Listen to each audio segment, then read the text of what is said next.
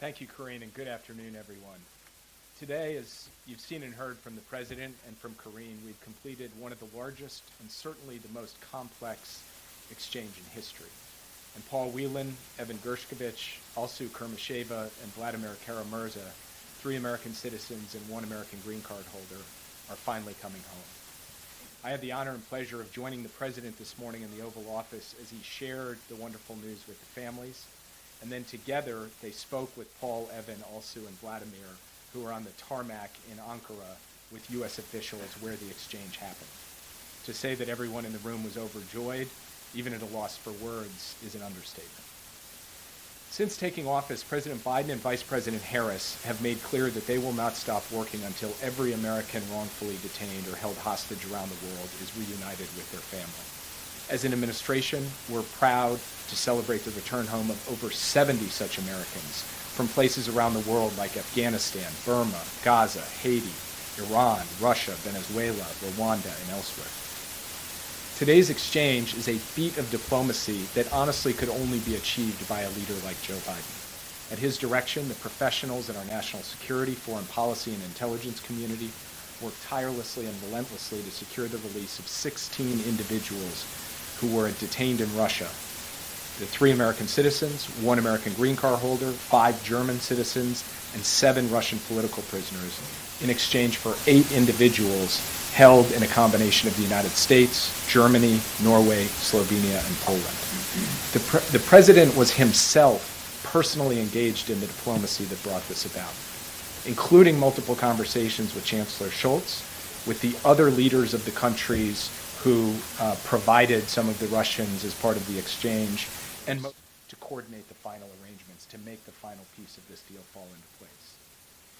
There is no more singular or concrete demonstration that the alliances that the President has reinvigorated around the world matter to Americans, to the individual safety of Americans, and to the collective security of Americans. And we're deeply grateful to our allies who supported us in these complex negotiations to achieve this outcome.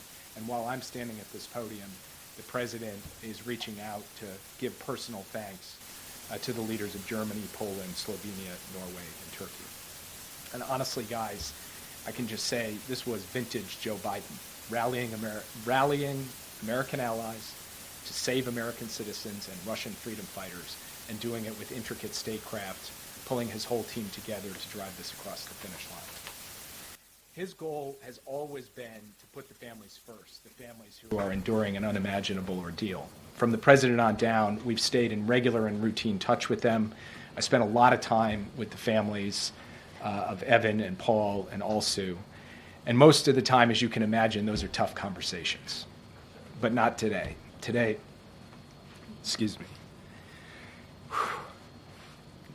today was a very good day. And we're going to build on it, drawing inspiration and continued courage from it for all of those who are held hostage or wrongfully detained around the world. And that includes Mark Fogel, who we are actively working to get his release from Russia as well. And there are others being held in Syria, Afghanistan, other countries around the world who we are working to get released. And just on a personal note, I want to say that this is the culmination of a monumental level of effort and level of skill by my teammates across the national security enterprise. My colleagues here at the NSC, my colleagues at the Central Intelligence Agency, my colleagues at the State Department. These are dedicated, talented professionals who are not in the headlines, who don't get to stand at a podium like this one. And it was at the President's direction that they built and pulled off the most intricate, expansive deal of its kind in memory. So they know who they are. I salute them. And every American should be proud to have those kind of people standing up on their behalf and on behalf of American security. While this has unfolded, we've been closely monitoring the events in the Middle East as well. Since October 7th, we have worked to deter and prevent escalation into a wider regional war. That risk has always been there. That risk is there now.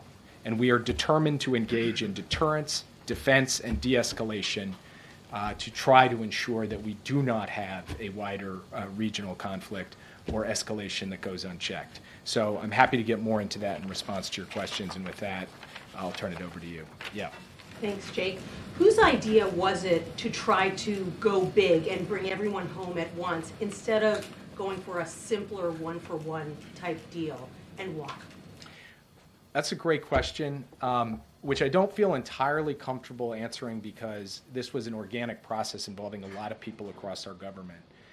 But what I will say is this.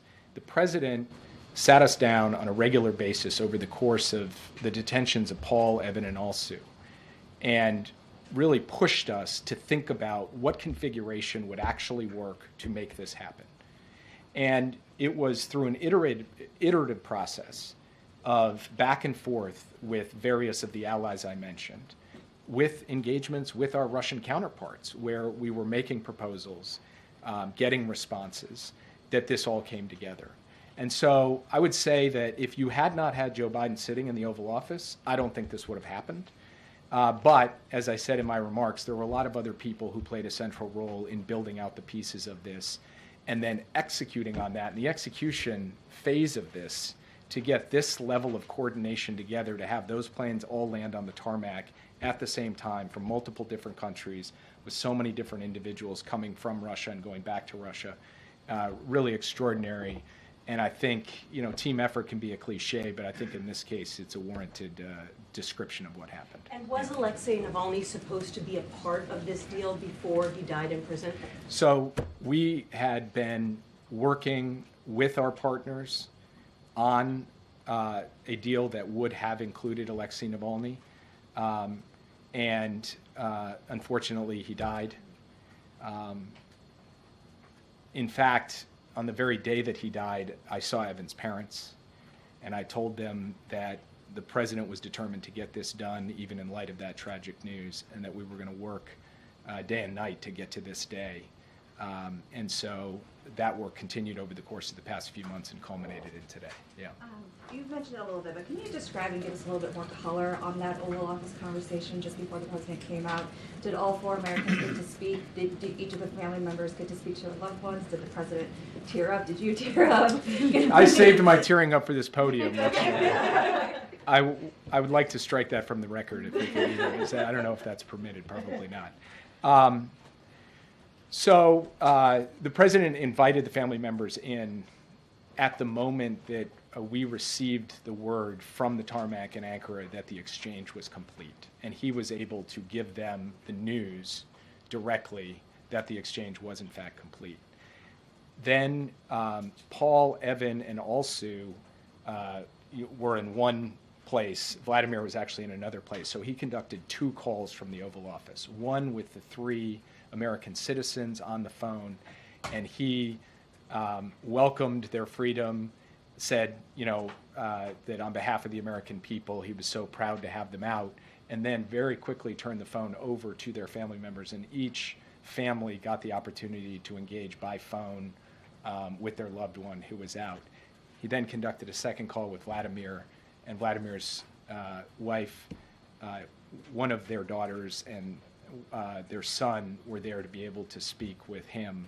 And the president and he also got to reminisce on the fact that they were both pallbearers together at John McCain's John McCain's funeral. And so it was a kind of extraordinary personal exchange in the Oval Office. And the family members were both overwhelmed, of course, by the events of the day and also standing there in the presence of the U.S. president at the Resolute desk. So it was quite a moment. And can you talk about how the administration tries to make sure this doesn't incentivize more arrests of innocent Americans beyond what the president said, advising people not to go abroad in certain places, especially because you're looking at this inherent imbalance between releasing or between securing the release of innocent Americans in exchange for rightfully convicted criminals, including a murder? Look, it's a fair question. It's a question that we grapple with every time that we look at the hard decisions involved in one of these exchanges. It is difficult to send back a convicted criminal to secure the release of an innocent American. And yet, sometimes the choice is between doing that and consigning that person basically to live out their days in prison in a hostile foreign country or in the hands of a hostile power. So from our perspective, we have assessed and analyzed that risk, and we have judged that the benefit of reuniting Americans, of bringing people home, and also of vindicating the idea that the American president and the American government are going to do what it takes to protect and secure the release of innocent Americans, that benefit outweighs the risk, and that's how we have proceeded. I would point out, in addition to that, that in periods of time when the U.S. government didn't tend to do prisoner exchanges, Americans were unjustly detained and held hostage overseas. In periods where we did, Americans were unjustly detained and held hostage overseas. So I think there are real questions, and Roger Carstens, the hostage negotiator at the State Department, has actually pointed out that in this analysis, it is not quite as clear-cut that the evidence actually demonstrates the kind of result that your question speaks to, that a lot more people get taken because we do these exchanges. But it's something that we have to pay attention to, and it's something that makes these decisions by the president not simple decisions, hard decisions, and yet, as he did today, he was prepared to make them. Yeah. Can you explain a bit more, when did it become clear that Krasikov was this linchpin to a deal like this, and was it during the negotiations over Brittany Griner? When you're engaged in a negotiation and one side lays down a position, there's not like a light bulb moment when you say, okay, that position is immovable. That has to be tested, and alternatives have to be suggested, and proposals get put on the table and rejected, and new proposals and rejected. So it is less of a aha moment, okay, now we know, and it's more something that you accumulate through the experience of the negotiation. And so over the course of this negotiation, we did reach the conclusion that Krasikov was a key. You've discussed, obviously, the president's involvement, direct involvement in all of this. Can you talk us through any involvement that the vice president had? Was she also speaking directly to other leaders and allies? So as I said in my opening comments, both President Biden and Vice President Harris have made the return of unjustly detained American hostages an absolute priority. And in this particular case, Vice President Harris actually had an opportunity to engage with Chancellor Scholz earlier this year at an opportune and timely moment at the Munich Security Conference, where she talked about this issue with him. That followed on a conversation that the President had just a short time before that, and it was in the run of high-level engagements and a back and forth that the President and the Chancellor were having that Vice President Harris was actually able to sit face-to-face with Chancellor Scholz and talk through the elements of this. And then I've sat in the Oval Office more times than I can count over the course of the past years, providing briefings and updates on this and getting peppered with questions by both the President and the Vice President, thinking through the strategy, iterating the approach, which she was a participant in very much, a core member of the team that helped make this happen. Jake, two quick questions. One as it relates to the President's interactions with Chancellor Scholz. It's been detailed to us, but maybe from the podium, if you could help us understand. Chancellor Scholz had to make a big sacrifice, giving up Krasikov here, a Russian criminal. What specifically did the German Chancellor say to President Biden about his willingness to do this? Well, I will leave that to Chancellor Scholz because I think for important and sensitive conversations, leaders should speak for themselves. The White House said, he said, for you, and then he said, I will do this. Is that fair? And if so, can you at least detail that? I can confirm that he did say that, but I thought you were asking sort of to elaborate in greater detail, which I'm afraid I don't feel comfortable doing because he can speak to his conversations with the President. What I will say, and President Biden made this point when he spoke to the press just a short time ago, that relationship between the President and the Chancellor, a relationship of respect, a relationship of genuine friendship, had the character of being able to work through this sensitive issue in a way that wasn't antiseptic or professional. It was two guys actually trying to figure out a solution.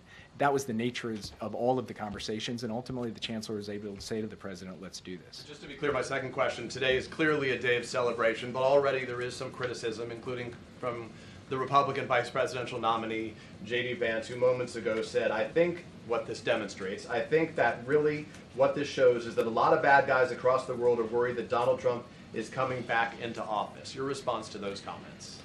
I don't follow. Yeah. Thank you, Jake.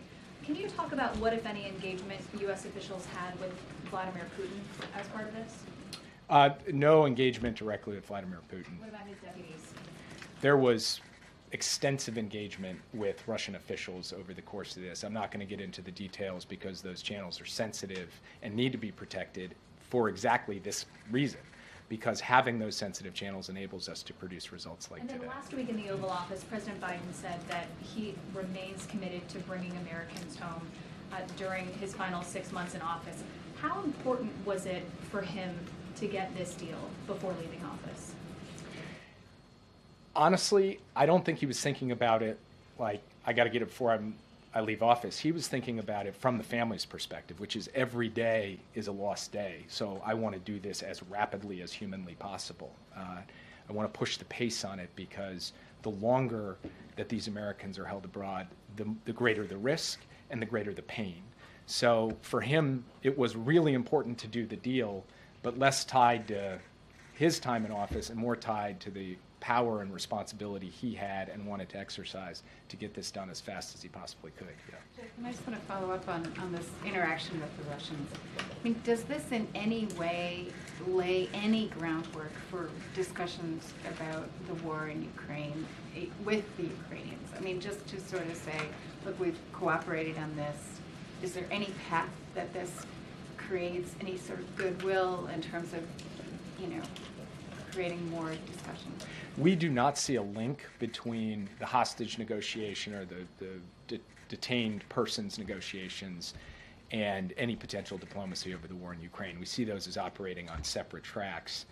One is really about the practical issue of producing this exchange. The other is a much more complex question where the Ukrainians will be in the lead and the United States will consult closely with all of our allies to support them when they are prepared to step forward and engage in those in that kind of diplomacy. So can I just follow up on, so we can't have you here and not ask you about what's happening and unfolding in the Middle East and with Iran and with this, the killing of Hania.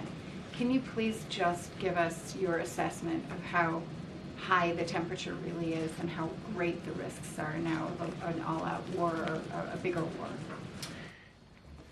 Just taking a step back, focused on trying to prevent that wider war since October 7th. There have been moments that have required intensive effort to keep a lid on things. The risk has always been there, and the risk remains today.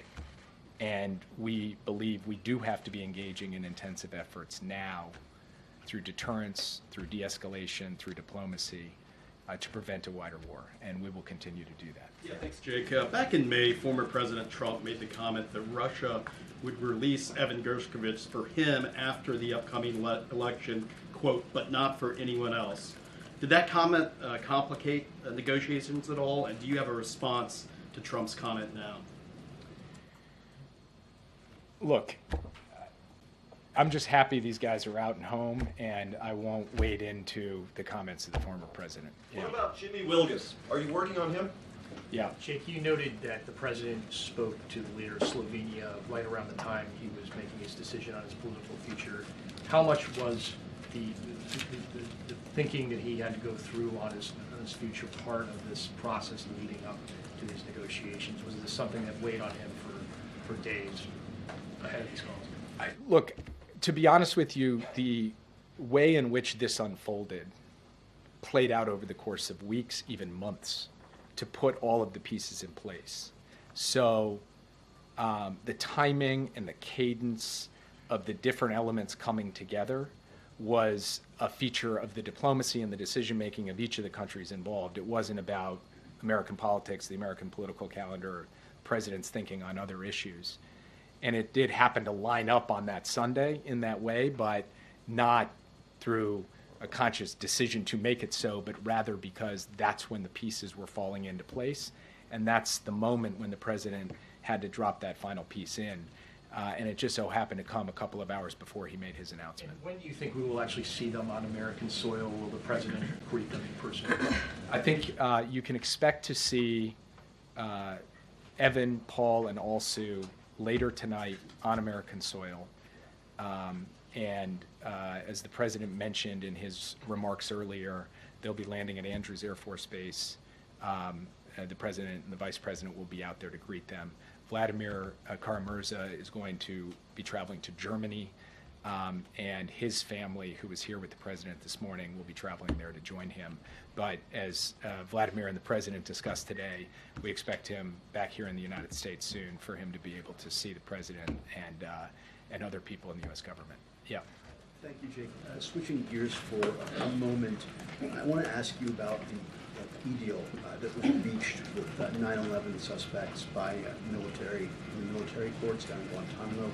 Republicans are condemning this as showing weakness and calling it a sweetheart deal because it avoids a trial and the death penalty. I was wondering if the administration has any response to that.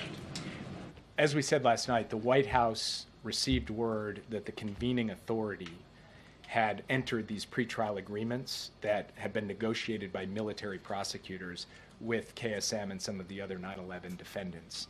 And we had no role in that process. The president had no role. The vice president had no role. I had no role. The White House had no role. And we were informed yesterday, the same day that they went out publicly, that this pretrial agreement had been accepted by the convening authority.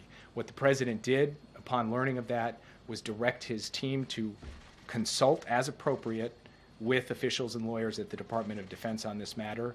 Those consultations are ongoing, and I have nothing more to add at this time. And then one more thing on Iran, Israel, Hamas negotiations.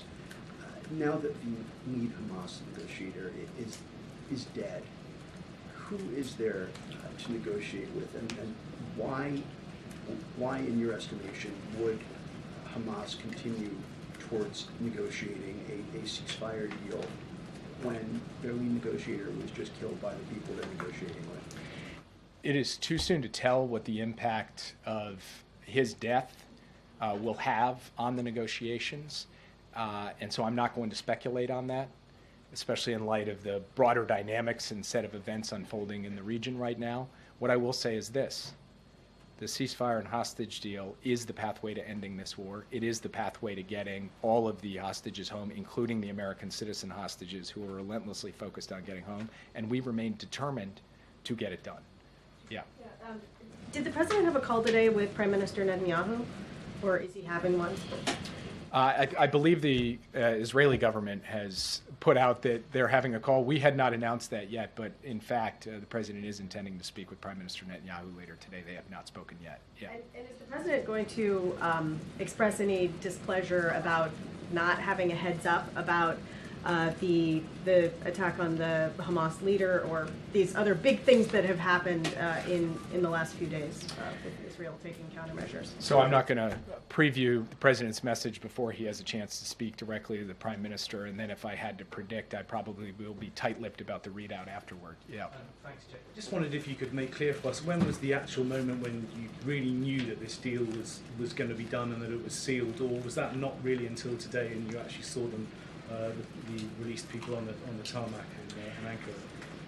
We steadily gained confidence following the president's call on the 21st of July, but that confidence was always tempered by the reality that this was a fragile deal, a complex deal that could fall apart at any moment from multiple different directions. So we held our breath and crossed our fingers until just a couple hours ago. Yeah. Jake, I wanted to ask about arms control treaties. It seems like Russia's been backsliding when it comes to these deals.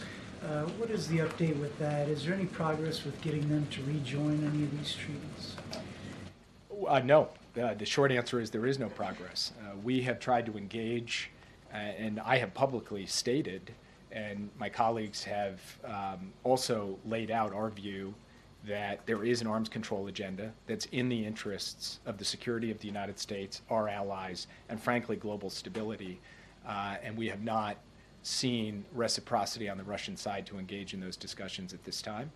So we're obviously working very closely with NATO, with our other allies and partners, to ensure that our security is going to be strong, resilient, and credible no matter what comes next. But we do remain available to engage in arms control, as we did with the Soviet Union at the height of the Cold War. Last question. Yeah. Thank you, Jake.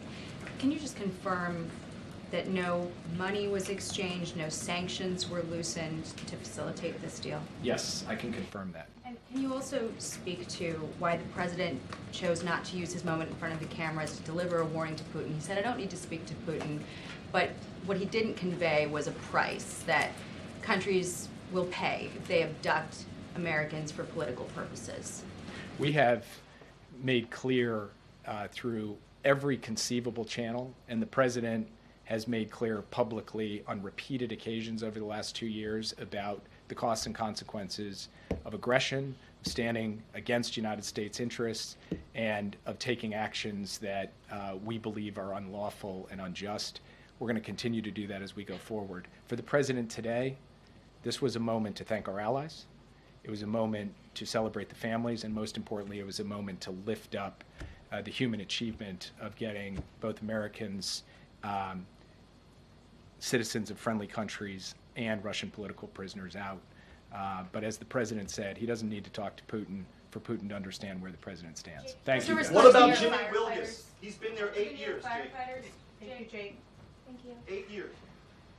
All right.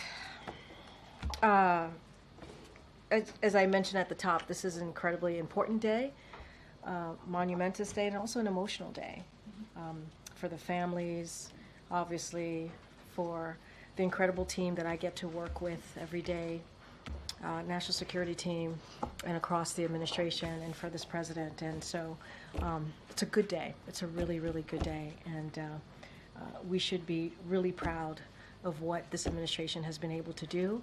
Now these folks who are unjustly held now get to go home to their families and see their families and restart their lives. Okay. And a follow-up on the 9/11 plea deal, if I may. Does the president still plan to close Guantanamo Bay prison before he leaves office? And is there a realistic pathway to do that in the next 6 months? That's still something that the president wants to do and get done. As far as a timeline, don't have anything for you here, but obviously this is something that he wanted to be done under his administration. Just don't have anything else to read out or preview at this time, but it is something that he's determined to get done. And does he have a message to some of the 9/11 families who wanted to see a full trial, who wanted to see this kind of come to a fuller process? So look, this is basically what Jake said. This is something that we had no involvement in. He didn't have any involvement in. And so the White House played no role in this process. And the president directed his team to consult as appropriate with officials and lawyers and Department of Defense, obviously. We have said this before. We are, our hearts go out to the families who lost loved ones on that day. And the president on 9/11 has honored them every year, and the families who lost their loved one on that terrible day. And we remain committed, this administration remained committed to ensuring that the military commission process is fair and delivers justice to the victims, survivors, families, and those accused of crimes. And so that is certainly the president's continued commitment here. Donald Trump yesterday attacked, obviously, Kamala Harris's identity, said he didn't know she was black. You reacted to that yesterday, but I'm wondering if the president is aware of those comments and what he thought of it. The president's aware. I think he, just like myself and what I stated here and what the vice president stated as well, I'll just reiterate what I said. It was repulsive, disrespectful, and insulting. And we believe, and obviously we're not the campaign here, but we can speak more broadly, that generally that the American people deserve better. They deserve better. And real leaders do not tear people down. They don't question someone's identity.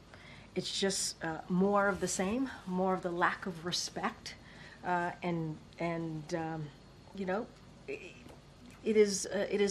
couldn't be more inappropriate. And he also believes that the American people deserve better. He deserves better. You have a president who has spent the last 4 years and more talking about unity, talking about respecting each other, talking about bringing people together. That's what this president believes. And you see that whether in any policy that he talks about, right? Whether it's the economy, healthcare, make sure that we respect each other, dignity. That is what the president is about. I'll leave it there. Yeah, Jackie. Thank you, Karine.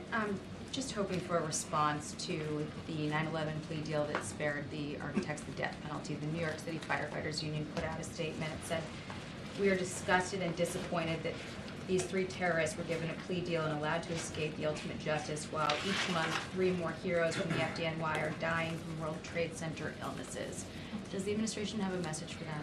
Look, our hearts go out. I mean, not much more than I can add to what you heard from the National Security Advisor and how I just answered the question to one of your colleagues. And I'll just reiterate, obviously our hearts go out to the families who lost a loved one.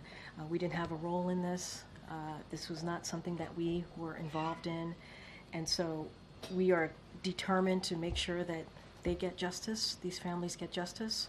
I just don't have anything else to add to what the National Security Advisor just stated from here moments ago. And then on the Vice President's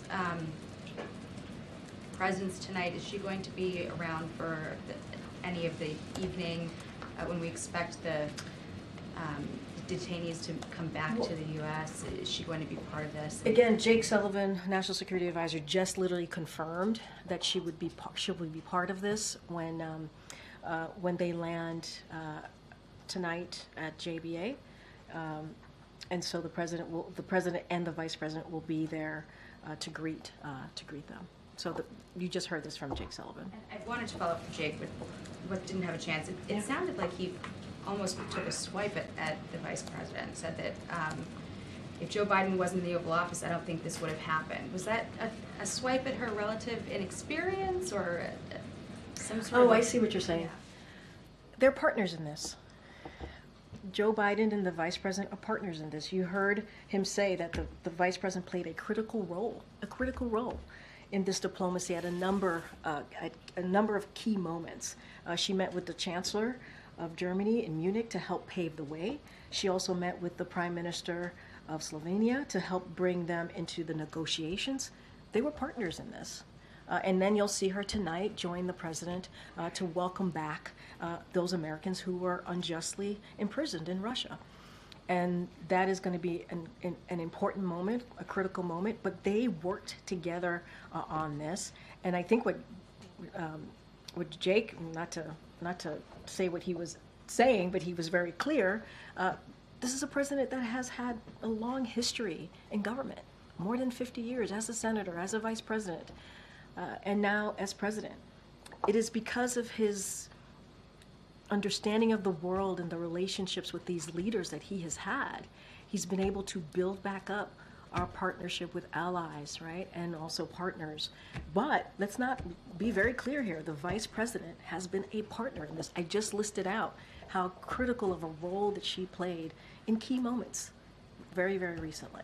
So they're partners, and I think that is what we want to make sure that is very, very clear to all of you. Okay.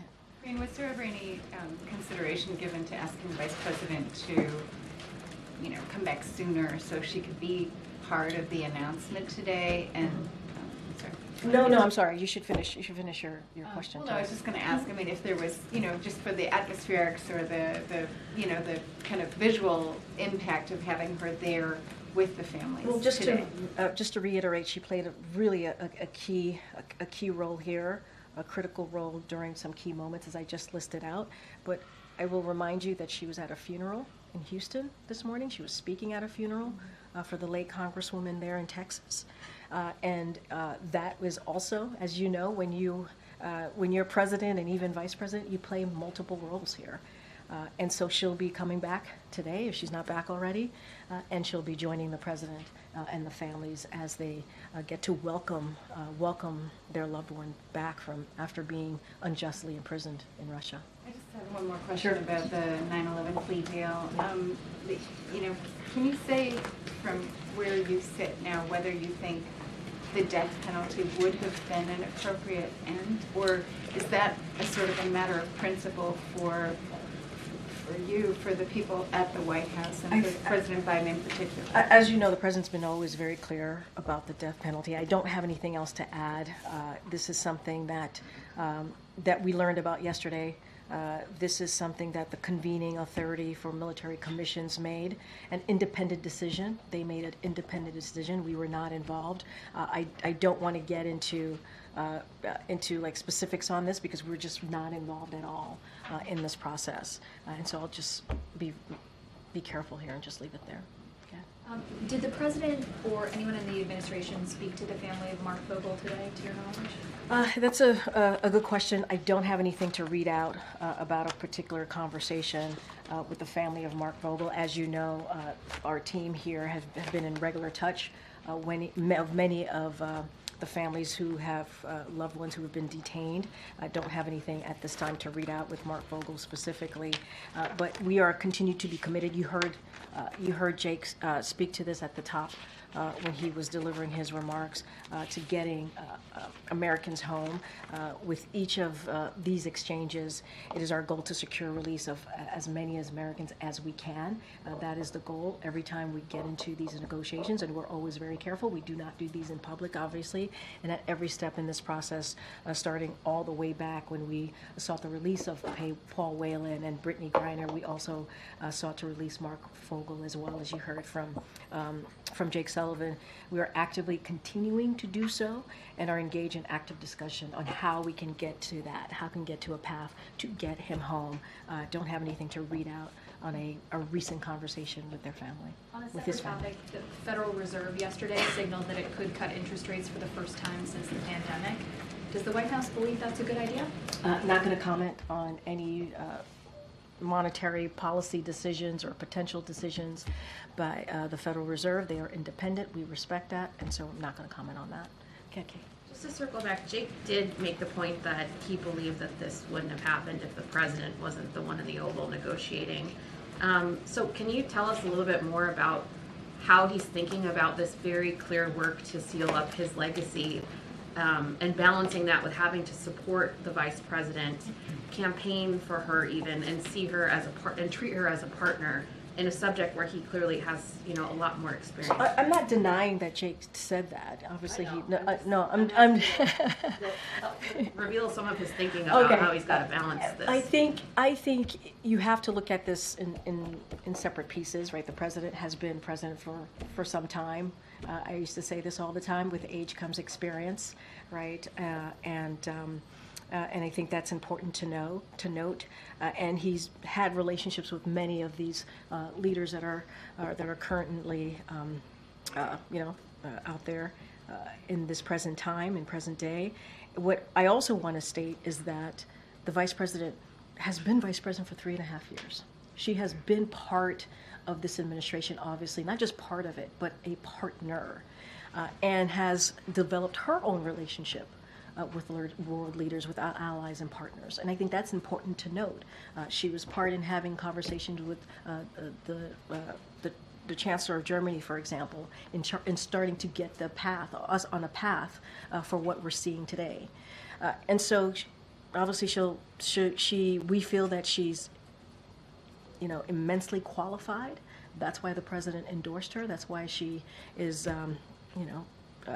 certainly a partner to him, but also is doing her part in the next, being careful here, in the next 4 months. So I'll leave it there. But look, they are partners. They talk regularly. I think I would say they've learned from each other, right, with this partnership over the 3.5 years.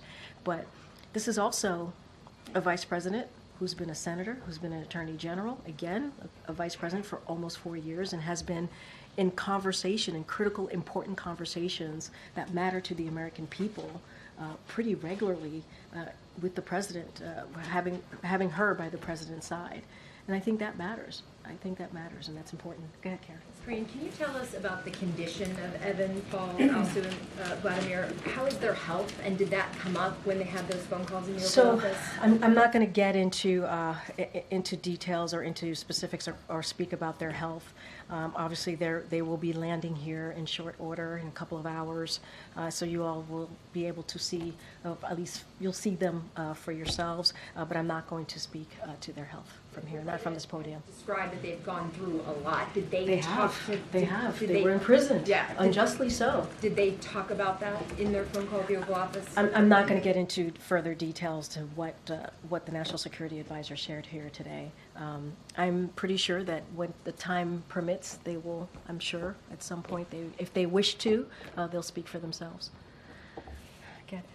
Yeah, thanks, Karine. So Germany got 12 citizens back on this. Were they negotiating with the Russians, and was this two negotiations that merged, or did this generate out of the U.S., talking about the U.S. Prisoners? Look, I think we've laid out in pretty detail on how this occurred. Obviously, the U.S. played a leading role in this, and we are certainly very grateful to our allies that worked with us on this. Obviously, I talked about Germany, Slovenia, and so I don't have anything beyond what we've already shared with you on this. I don't want to get into specifics or details. We have already shared how this came about. Look, this is an important day. This is an important day. And truly, as I've been asked a couple times, because of this president's leadership, we have been able to get this done. We have been able to get home about 70 Americans who were unjustly imprisoned and held in the last 3.5 years. That's because this president has shown his commitment, and the vice president has shown their commitment on doing that. And I think it sends, today and many other days that we've been able to get this done, it sends a message to the American people that we will put them first, always, as it relates to foreign policy, national security, making sure that we are getting Americans home. And I'll leave it there. Are there going to be any events here at the White House with the prisoners, the American prisoners who are coming back? I know we're going to Andrews. No, I hear you. I can't speak to anything this evening. I mean, obviously, they're going to be landing here this evening, and my guess is they're going to want to see their families, hold their families, hug their families. It's been a long journey for them, not just getting home, but these past couple of years. And that is my guess, is that's what they're going to want to do. This is an emotional day. This is an emotional day. And it's a good day. We should be really, really proud of what this administration has been able to do. And, don't have anything beyond that. Yeah, Garen. Yes, Karine. Congresswoman Sheila Jackson-Lee is being laid to rest today in Houston. And one of her signature bills in Congress was H.R. 40, which, as you know, would create a commission to study the issue of reparations for African Americans. She took up that mantle from Congressman, the late John Conyers, and after more than 30 years of this bill being introduced, Congress has yet to be able to pass this bill. And as a result, Congresswoman Jackson-Lee, when she was still alive, she urged, along with advocates for President Biden, to take executive action. Though the White House has repeatedly said that the president's position is that it should happen through Congress, I do wonder, given with only 6 months left of his administration and to honor her legacy, whether the president is more amenable to taking executive action, especially given the fact that he announced those Supreme Court reforms that came from a similar commission. Look, Congresswoman Sheila Jackson-Lee, who the president had an opportunity to go to Houston earlier this week to meet with her family, to offer up his condolences in person, and you saw the statement that he put out after we learned of her passing. She was a hero. She was beloved, obviously, by the people in Texas and Houston and the community that she represented, but also beyond that. Certainly her colleagues in the Congressional Black Caucus and in Congress more broadly, and we lift her up and we honor her, not just through legislative action, but obviously honor the work that she has been able to do and what she has meant to so many. As far as the commission, the president has not changed where he is. He wants to see, he believes there should be a commission, and he does believe it should be a legislative process. Obviously, we think it's important. We want to help in any way to get that legislation done, but I just don't have anything else to add beyond that. Okay.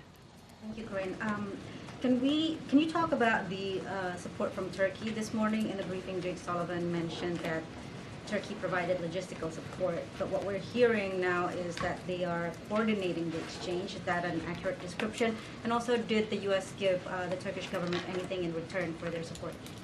So look, this was a big effort, as I mentioned before, and I was answering a question from one of your colleagues. It took our partners and allies to get this done, and we appreciate every effort that was done by them. Obviously, I think Jake was also asked if there was a phone call made recently to Erdogan. Obviously, I don't have anything to read out at this time, but it was, and they did offer technical support, as you know. I don't have anything beyond that to share, but we are very grateful for the role that they have been able to play to get Americans home today. And so I just don't have anything beyond of what we've already been able to share.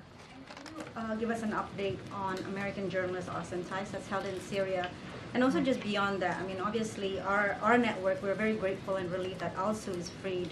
But there are other journalists in our network and who may not be Americans. You know, we have colleagues held in Belarus, in Russian-occupied Crimea, in Myanmar, families of Uyghur journalists held by China.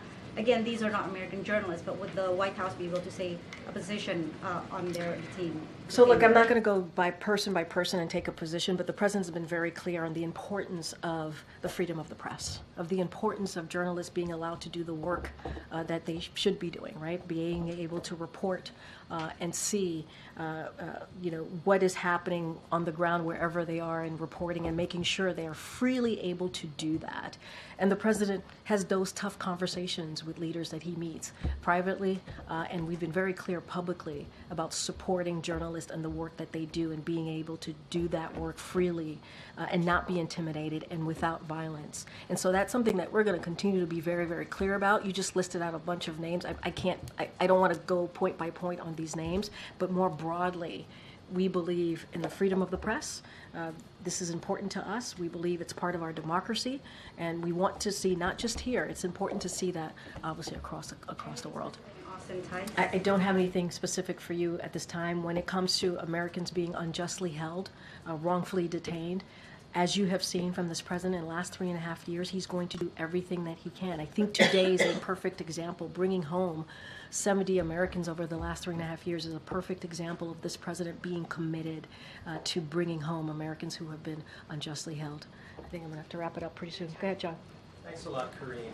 When the president announced 2 Sundays ago that he's withdrawing from the race, that he's not running for another term, there were some that described him as a lame duck president. How does this news today, this joyous news at the White House, answer those critics describing President Biden in that fashion? Well, I'm glad you call it joyous news, because it is. This is very, very good news. For all of us as Americans, we should be very proud of this moment. Look, I've heard the term lame duck. I was asked at the podium if he is a lame duck president. We've been very clear that he's not, and today is an example of that. What he did on Monday, talking about SCOTUS reform, is an example of that. The president is determined, and he is very focused, along with the vice president, to get things done, to build on the accomplishments that we have been able to deliver for the American people over the last 3.5 years. And these are historic accomplishments, whether it's the American Rescue Plan that turned the economy around, restarted the economy. Now we're leading in the world on that. Again, no Republicans voted for the American Rescue Plan. You think about the Inflation Reduction Act, no Republican voted for that, and that is a piece of legislation that has seen the biggest investment in climate change. Now Medicare can actually negotiate with Big Pharma, something that elected officials have been trying to do, and he reached across the aisle to get infrastructure done, to get the Chips and Science Act done, to get the Veterans, the PACT Act done. So it doesn't end there. It doesn't end there for him. He wants to see a lot of these important laws now. He wants us to get them, make sure they're implemented. And we're going to continue to use the remainder of this term to look for ways to build on that progress. And we will certainly share with you the specifics of that as we continue these next 6 months. And secondly, yesterday I asked a series of questions to you about the possibility of a hostage deal. At the time that I asked you those questions, were you aware? Yes.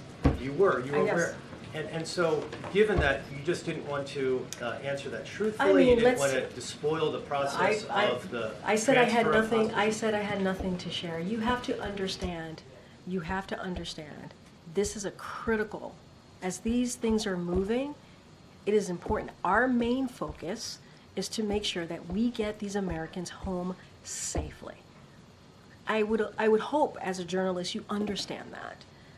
It is important that they get home safely. That is our number one priority. Number one priority. And now that they are on their way home, the families were here. The families, the president, the vice president will get to greet these Americans when they land here tonight. This is a huge, huge, monumentous day, emotional day, and it is important. That is our goal, to make sure that they get home safely. All right, thanks everybody. Thank you.